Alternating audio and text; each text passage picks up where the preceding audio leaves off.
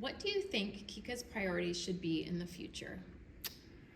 Thanks, Leah. I would say that there are four primary things that we should focus on. First one would be the coordination and collaboration between the board and the community. Secondly, a continuation of our governance initiative.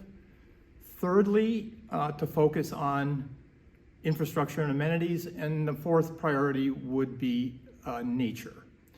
So just a little bit on each of those.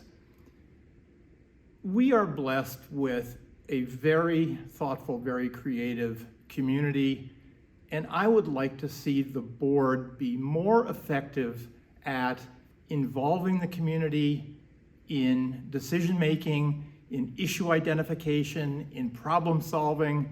So that would be number one. Number two, on governance. Our community is at a inflection point in terms of its history. It's not the same today as it was 5 years ago or 10 years ago or 20 years ago. And so our governance needs to evolve. We need to tackle the covenants, which were written a long time ago.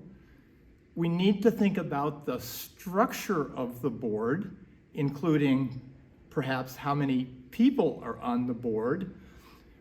We need to think about the ARB in particular and its independence and its consistency and its governance. So that's the governance thing. The infrastructure and amenities one is we need to be sure to focus on all the infrastructure, but including in particular the sandcastle that is such a critical asset to such a large part of the community. And on the category of infrastructure, clearly traffic is an issue. Traffic safety is an issue. This is not an easy problem. It is going to get worse. And so that's something that we really need to focus on.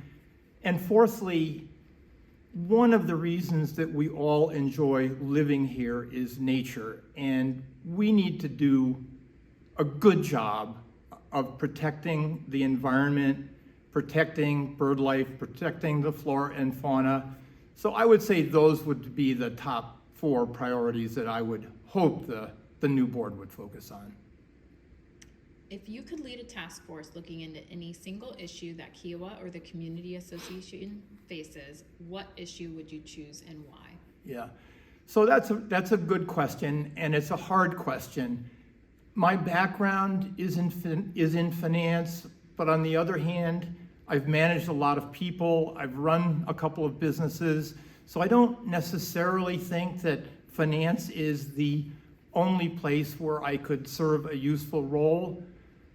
I also think community outreach is very important. I think your communications initiative is very important. I think collaboration with the town and the other Ks is very important. I'd like to see us expand our ability to look into the future. The town is undertaking their strategic plan right now. That is a concept that I think Kika needs to embrace. So those are some of the things that I would feel very comfortable participating in or helping to lead without naming one specific item that I would have to do. What skills and abilities do you bring to the board which will make you a good board member? Yeah, so I do think I have a couple of skills that are helpful.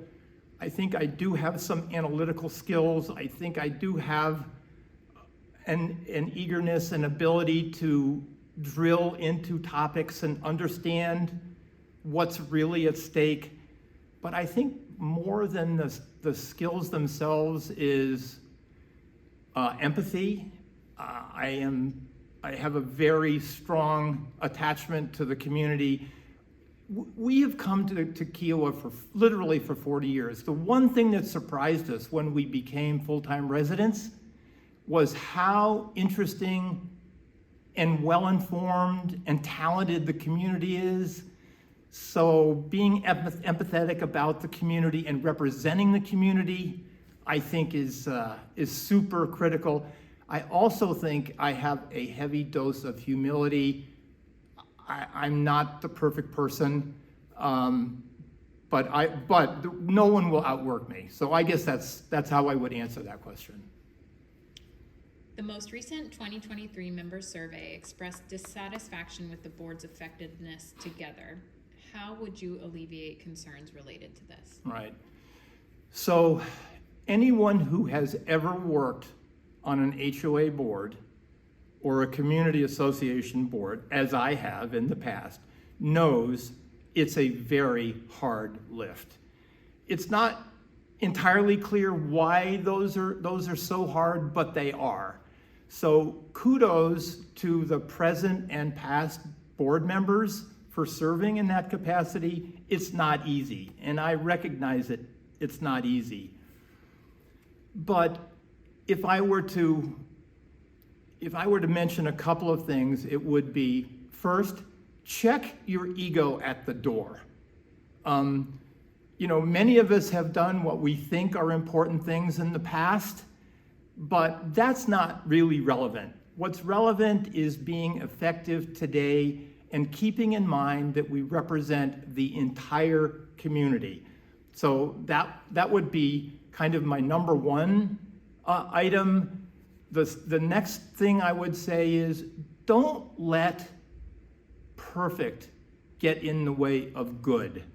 We can make a lot of good things happen. We're never going to make things perfect. So let's agree that good or very good is a sensible objective. And finally, let's not be afraid to make a decision. That's what the community has asked us to do. Think carefully, get input from the community, and then decide on behalf of the entire community. Let's not kick the can down the road.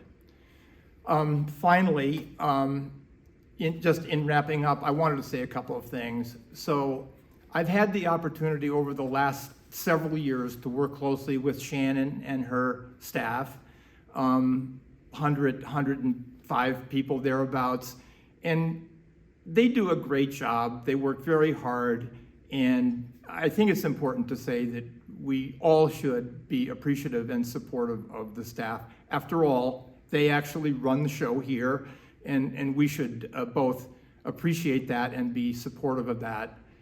And secondly, I was thinking this morning in preparing for this that my campaign, my effort to be elected doesn't have a tagline, but if there were to be one, it would be Inlet Cove to Helena Court.